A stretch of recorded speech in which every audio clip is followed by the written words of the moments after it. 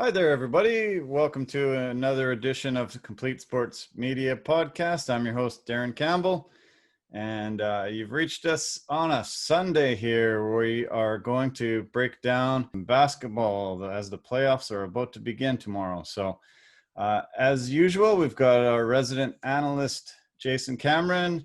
He's going to come and break it down for us. Thanks for joining us today. Oh, yeah, man. Happy to be here. All right. Now, we finally get to embark on the playoffs starting tomorrow.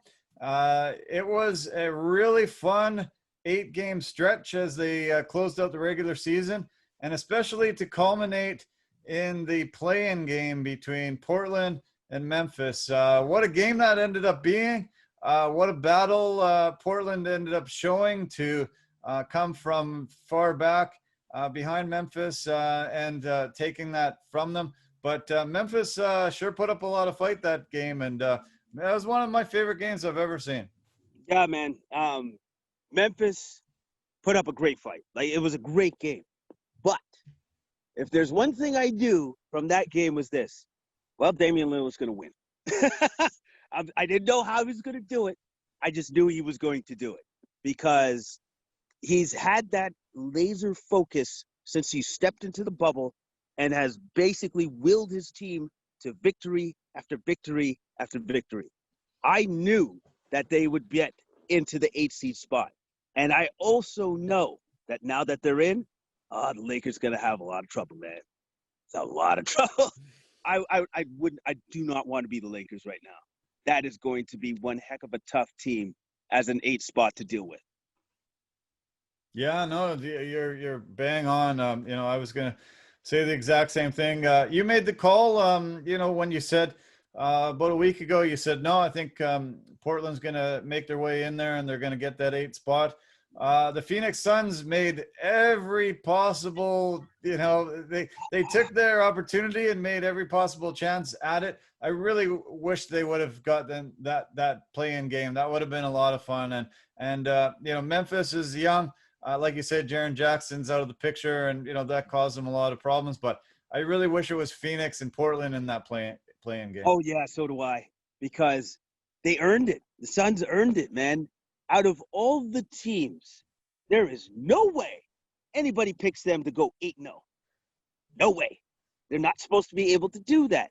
And in retrospect, they actually were missing a man. They were missing Kelly Oubre Jr., their third leading scorer. They didn't even have that guy. They still went 8-0. I got to tell you, man, the Suns' future is looking bright, sunny, and awesome. They're going to be a problem in the future for sure. And you know what? They should be very proud of what they were able to accomplish. They did well. Yeah. Very well. Yeah, no, Devin Booker, he's only 23, still, his future is super bright. And I cannot believe what they did. There was some talk early on, look out for Phoenix. I think they have a chance to go on a run, but to go 8-0 and still not make it, that must have been heartbreaking for them. But as you said, the future is really incredibly bright for this team. And good luck next year. I think they're going to be in trouble for the Western Conference. We mentioned, a little bit that Lakers-Portland series. Lakers come in. They did not look good in this bubble. They definitely rested LeBron and AD a little bit, but I don't think most of the Lakers fans can be all that confident now that they're facing the Blazers, and the Blazers wouldn't have been in 8th position if they hadn't had Nurkic hurt and Zach Collins hurt, and they weren't a full squad coming into the pandemic. But now that they're back healthy, they look really, really tough. And, I could see an 8 seed knocking off a 1 seed, which never happens in basketball. Yes, because the 8th seed is actually, in reality, since all their players are back, a 3rd or 4th seed. That's what they actually are. And so now, as if you're the Lakers, you're like, oh, man, maybe we should have just been number 2. Because I think the way that Portland might approach these games now with the Lakers, they might just let AD and LeBron do their thing and just focus on shutting everybody else down. because maybe if they do that, now they don't actually have enough. They can't actually physically put enough points on the board, for them to win the game. And so it's going to be a very interesting matchup, and to see exactly what defensive strategies Portland puts in. Because unfortunately, though, that's another thing, the Achilles heel for Portland. They're not a great defensive team. I don't know if they can actually turn it on. And so we're going to see that. We're going to see that because we know they can score. They can score a ton of points, but they can't really stop you either. So, no, I mean, it showed in that final game against Brooklyn, who's very undermanned. They barely squeaked out that win. They barely squeaked out a win against Memphis. I mean, their defense is just not good at all. Terry Stotts has got to try to, figure out a game plan to, implement something to, improve that, because you can't just outscore teams throughout the whole entire playoffs and expect to win. You got to pull some defense up here and there, especially if Dame has a cold night, or CJ's says he's got a broken back right now, and he's somehow playing through the pain of that. I mean, they if they can implement some defense, they have a shot at the championship. But I haven't seen it lately. Yeah, man, and they need to show it. They need to show that they can play some defense, because the old adage always holds true. Defense wins championships. And sometimes you don't need just a bucket. You need a stop. Yeah. Now, can they do those stops in crunch time when they need them? I guess we'll see. But for what we've all seen from this sample size of 8 games, they haven't been able to do that. No. Well, the most impressive defensive team, in my opinion, in the West is the Clippers, and they're facing the Mavericks. We talk about how exciting the Lakers-Portland series is going to be. This Mavericks-Clippers series, I'm super excited for. I'm not going to miss 1 minute of this action. It's going to be incredible. Oh, yeah, man. Like Luka versus the Clippers. That's the way I'm looking at it. Luka versus the Clippers. Because the Clippers are, as you said, the best defensive team in the NBA, especially now that they have all their people back. But Luka is special. Luka is going to be doing some crazy stuff, and I can't wait to see what it is. I don't know. Since this is his first time in the NBA playoffs, he's been in playoffs before overseas, but this is his first time doing it in the big show. I can't wait to see what he does. I can't wait to see the performance he puts on, because he's going to do stuff that we're all going to be like, oh, my goodness, did he just do that? Did he really just do that? I can't wait for it, man. I can't wait for it. Unfortunately, though, I think Luka and Porzingis would have to play literally out of their minds to win this series. I don't know if they can win this series. I think this is the Clippers series to win, for sure. Yeah, the Clippers just have too much depth. They're, even when Kawhi and George are off the floor, they've got Lou Will to, score. They just seem, they just can't. I cannot believe the depth that they have. Having such high profile talent in PG3 and Kawhi, but still having that much depth on their bench, and it just seems like they have great defense in every player and great offense. It's just such a well balanced team that I think could be poised to have a championship run for sure. Oh yeah, man. Like it's because literally it's kind of, once you start naming off the names on the team, it just kind of keeps going on and on and on and on and on and on, and you're just like, oh my goodness. Like there's no drop off in effect in offense or defense, even when your top 2 players go to the bench. There's absolutely no drop off, because then you just come back with Lou Williams and Harold, and then you're still good. You're still way good. Like you're better than any other team out there with their second unit. So yeah, the Clippers are going to be incredibly tough for the Mavs to overcome. Yeah, no, it's going to be tough. I don't think they're going to Mavericks can make the upset, but I think it's going to make a great series. Luka makes his team so much better. He's so good at all aspects, and bringing his teammates rising their level up. It's going to be a fun series, but yeah, definitely looks like the Clippers will be able to take it.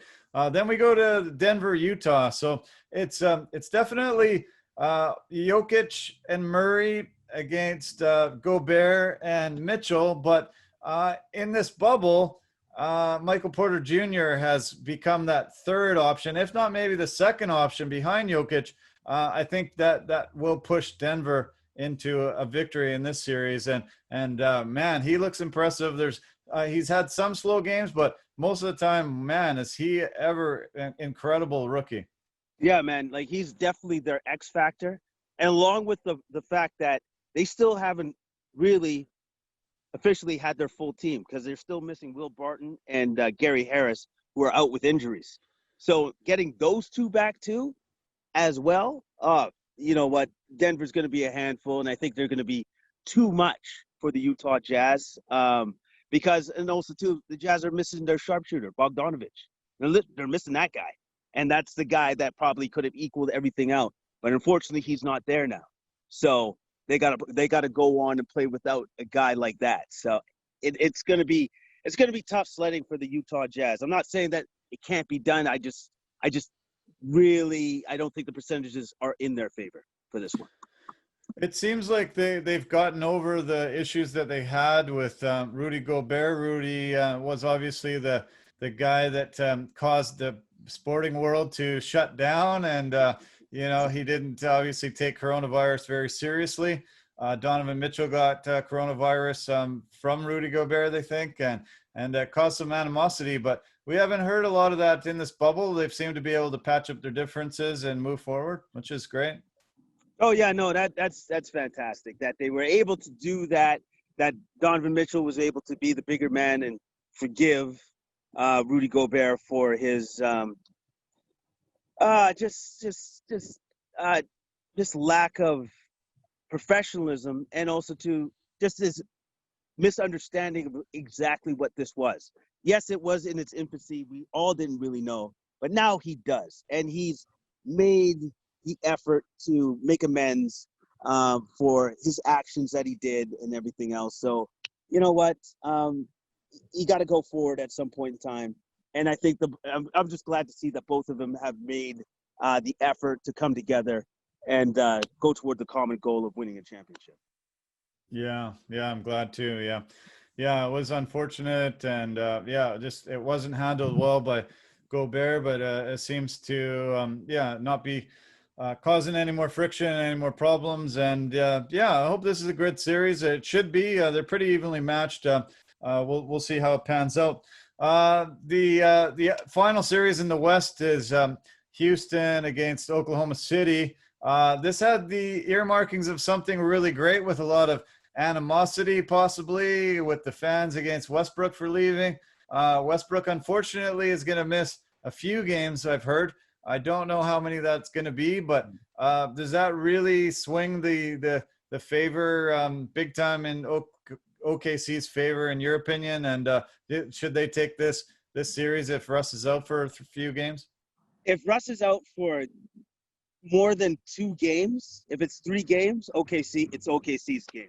I think it's OKC's series, because everything that the Houston Rockets do well with their small ball approach is predicated upon what Russell Westbrook brings to the table. And if you don't have that guy there, then their offense kind of doesn't work anymore. It's going to be something completely different. Yes, D'Antoni is like an offensive wizard. He'll figure something out. But that guy needs to come back into the lineup for them to be as effective as they possibly can. It really is a blow to them that they're going to miss him for a couple of games. We don't know how many games that is, but it's definitely going to hurt. And also too, like OKC's a good team, man. They're a good team, especially that backcourt of Chris Paul and Shai Gilgeous-Alexander. That our young Canadian star is done very, very well in the league this year. All his numbers are up. And then also too, I'm very curious to see what happens with Steven Adams. Steven Adams is your classic big man. Can he play? Can he even be in the lineup against the small ball approach of the Rockets? I'm very curious to see what happens in that respect in the series, for sure. Yeah, me too. Yeah, it should be very interesting. Houston has employed this small ball approach, and Steven Adams is, a fantastic center, but he's not exactly fleet of foot. So we'll see if he can, if he can stay out there on the floor and get a lot of big minutes. I love OKC this year. Everybody wrote them off immediately when Paul George and Westbrook left, and everybody thought, oh, rebuilding.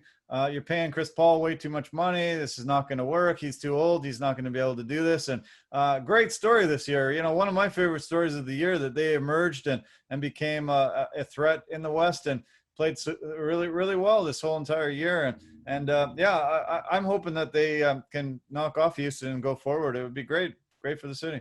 Oh yeah, well, it'd be a great storyline because you could say that Houston threw them out like trash, and then the trash came back and beat you. So that would be a great storyline, and also too, kudos to Chris Paul. Like he's the man still got it.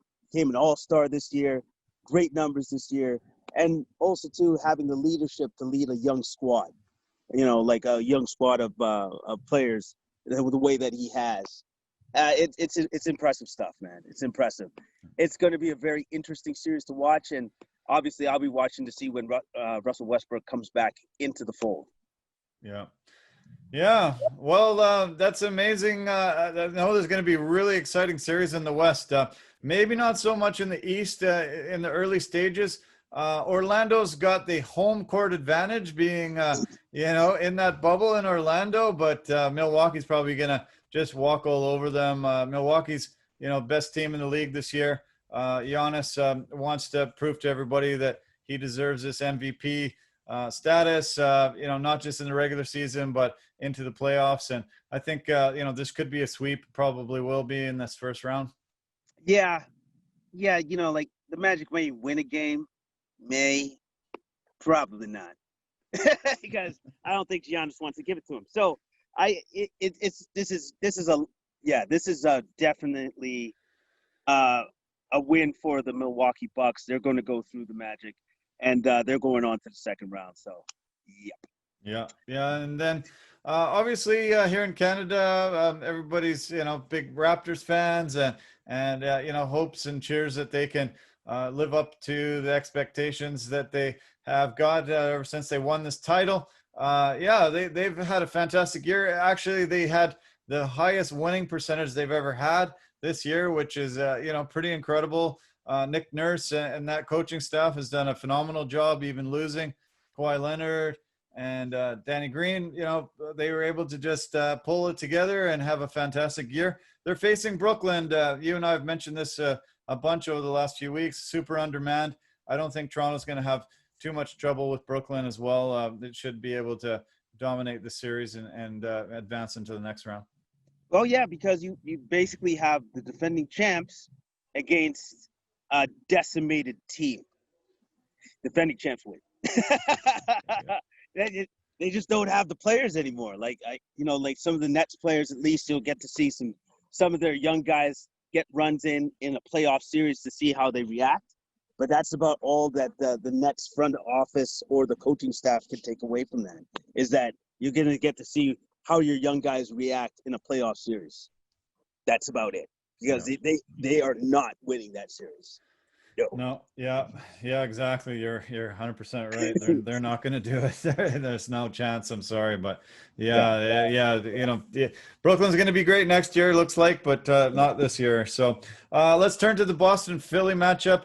Obviously, Philly was hit hard with Ben Simmons' injury, and Boston's really deep, really strong. Jason Tatum has just looked phenomenal this past couple years, and they shouldn't have a lot of trouble here. Boston should go through probably in about 5 or 6. Yeah, you know what? What I want to see though is I want to see Embiid take on what Barkley and Shaquille were saying about the big man. That if he wants to be great, he has to play like that. He has to want it, not just be good, because he can be good. He obviously is good, but if he wants to be great, he actually has to put forth the effort. So I want to see how Embiid accepts this challenge to go forward against a team that, I'm sorry, but Boston, they got too many weapons.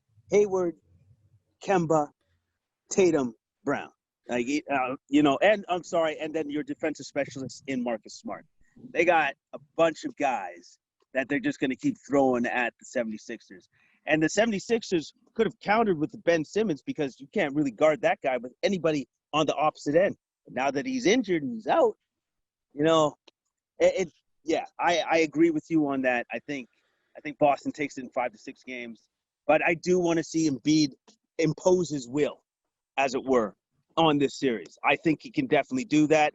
I just don't think he has enough help to win the series, but I think he can at least do that for himself. No, I'm glad you mentioned it. Obviously, when Shaq and Charles Barkley, talk on Inside the NBA, a lot of people listen, and they did call out Embiid. Shaq really, always favors the big man, and he, knows what it takes to win championships. Having, many himself, he, called out the big guy, and I hope Embiid listens. He has the ability to dominate games when he, puts in a full effort. They actually pushed the Raptors to Game 7 last year, and if it wasn't for that 4-bounce, hoop from Kawhi Leonard, Philly could have won that series and went forward. So, I really hope Embiid impresses. He might not have enough horses to join him to, take the series, but he could theoretically win a couple games himself. He is that dominant of a center. Oh yeah, for sure. He definitely has it within him to do that. I just want to see if he can do that in this series. Oh, and hopefully he can, because that will just serve him for the future. It will serve him very well for the future. Yeah, definitely. If he can, prove to the world how dominant he is, I think Philly has an opportunity to attract another big free agent like they did with Jimmy Butler. Be able to bring some really talented guys in there. Tobias Harris is great. They have some pieces, but I just don't think enough. So let's turn to the final series. Miami and Indianapolis. I love Miami. Phenomenal, fun team to watch. They've really come into their own. Even without Jimmy Butler, who missed some games with a broken foot problem. Maybe not broken, but really serious problem with his foot. They just have so much depth, as we have talked about some of these teams. And you mentioned Bam inside, Duncan Robinson outside. Really amazing combination and a really fun team to watch. Yeah, I just love the way they play. I love the way that they whip the ball around, they share the ball. I love the fact that Jimmy Butler is their inspirational leader of that squad. It's just a great team to watch. They're definitely a dark horse for me out of the East. And then on Indy's side, the Pacers side, if TJ Warren can still consistently keep putting up points, could cause a problem for the Heat. Not gonna lie, that could cause them. That could cause the Heat a lot of problems if he keeps scoring the way he has in the bubble up to this point. But I firmly believe, though, that the Heat win this matchup because, unfortunately, with Sabonis being injured and out, I think that's also a detriment to the Pacers. But I truly believe that the Heat will come out of this series. So the playoffs are finally upon us. We've been waiting and that was a nice little precursor to the playoffs. 8 games and got our juices flowing, got us ready and into it. It was exciting. Been really good basketball in this bubble, and now it's going to be stepped up even another notch or two getting into this playoffs. The West looks really uncertain, and a lot of amazing series. I think East not as much, but it's going to be great to see these teams advance, and we're going to have a champion in a couple months. It's exciting. I'm glad it's finally here. Oh yeah, man, me too. I'm just overjoyed that basketball is back in our lives and that I get to see hoops again and at the highest level. Because these guys, even though they've had literally months off, there's really been no drop off in quality, which is I'm just impressed, super impressed. And it's 2 weeks today. Family and guests of the players are allowed to come into the bubble. Do you think that's a smart move on the NBA's part, having these people join them in a couple of weeks? Okay, so my next question is, okay, I know what they said before. So are these family and friends, are they going to be hazmated up? Like they're going to be in a hazmat suit. They're going to spray them down with antibacterial fluids and stuff. Because, okay, so I would imagine, this is what I'm going to say. NBA is not they're not dumb. So they must do some testing with the family members and friends that have been notified. They'll probably test them first, make sure that none of them have COVID, and then probably still gown them up. You know what I mean? They'll probably do everything in their power because they've made it to this point. You do not want to screw this up.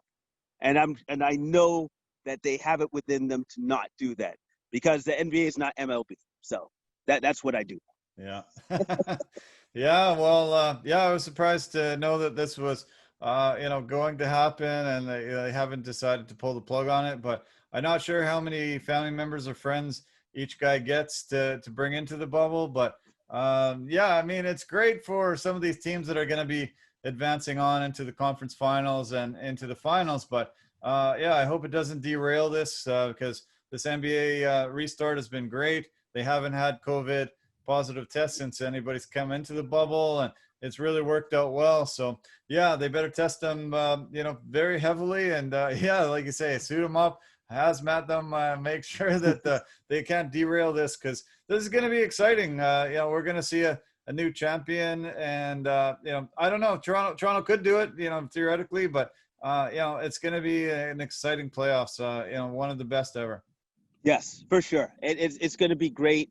Yes, it's in a totally different situation that nobody's ever been in before. But hey, fundamentally, at the end of the day, it's still basketball, and it's the game that both me and you love to watch. So I can't wait to see it. Yeah. Well, it's here. Yeah, I'm gonna be glued to my television for the next whatever six weeks it's gonna be, a couple months maybe. And thanks so much for breaking this down. This was a lot of fun as usual. Basketball playoffs are finally here, Jason. You and I, I'm sure, are going to be talking a lot over the next little while, talking about some incredible matches, incredible finishes, incredible games. It's basketball is just so fun to watch in the playoffs. It's a sport that just can't be beat, especially for the drama at the end. And there's so many buzzer beaters, so many incredible things, athletic achievements. It's phenomenal. There's just nothing like it. There's nothing like it at all, man. And you got all the stars that are all wrapping up to play their best. And sorry, that was a big bug. Anyways, the stars are playing their best, and I look forward to see what Dame Dollar is going to do in the playoffs. I seriously think he's on the cusp of doing some great, ridiculously good things in the next couple of years. Like his temperament and the tone and the way that he's approaching the game as he's coming to the bubble is Kobe-esque.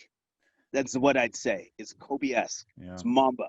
Yeah. And it's nice to see. It's great to see, man. Yeah. I can't wait. Yeah, and they gave him the top player in the bubble so far. Gave him a little kudos, and he has been incredible. Last year, he was amazing, and he's just been ramping up to this moment. I think Portland could knock off the Lakers and then probably eventually face the Clippers, and there's a lot of animosity already brewing there, which will be added fun. And it bodes for some really exciting games and exciting playoffs. And let's go. Damian Lillard, I think he's going to be able to take the front show, and he's going to be able to will these Blazers into something spectacular. Oh yeah, for sure, man, for sure. And I just want to say one more thing, one last thing for me. I love what the Phoenix Suns did in the bubble. I love the fact that they were able to go 8-0, because like sometimes it's not just the players that have to click, it's the coach as well. And Monty Williams had the most impassioned speech I've ever heard after they won and everything else. It was just a thing of beauty to just hear him say how much he appreciated his guys and the regards that he held them at, the standards he held them at. I see that team just being a problem going forward for anybody else in the next couple of years, because now finally Devin Booker has a team around him. Yeah. And I'm sorry, Draymond, he's not leaving. He's not leaving. He ain't bailing, buddy. He's staying right where he is, because now he's got a team of players around him and a coach that believes in all of them. Yeah. Awesome. Yeah, you're right. Hey, really good statement to finish it off, Jason. I fully agree, and great on Phoenix. They could have easily just mailed it in, but What a phenomenal performance. 8-0 in the bubble, the only undefeated team. And yeah, I'm excited for them going forward. Yeah, I think Draymond is 50,000 lighter, and I think he's got to take his comments back because, yeah, I think Booker's not going anywhere. I think he's finally saw this team emerge around him, and now they got a really good shot to go far. Yeah. Oh, Yeah. yeah, for sure. For sure, they do. And once they get Kelly Oubre Jr. back too, the sky's the limit for that team, man. Can't wait. Can't wait. Can't wait. Okay, Jason, I'll let you get on with the rest of your Sunday. Thanks so much for joining me today. Appreciate all your time as always. It was a blast. All right. Bye-bye now. Okay. Take care, Jason. Bye for now. All right. All right. Wow. Yeah, we always have so much fun talking sports, and especially basketball. It's just, such a blast.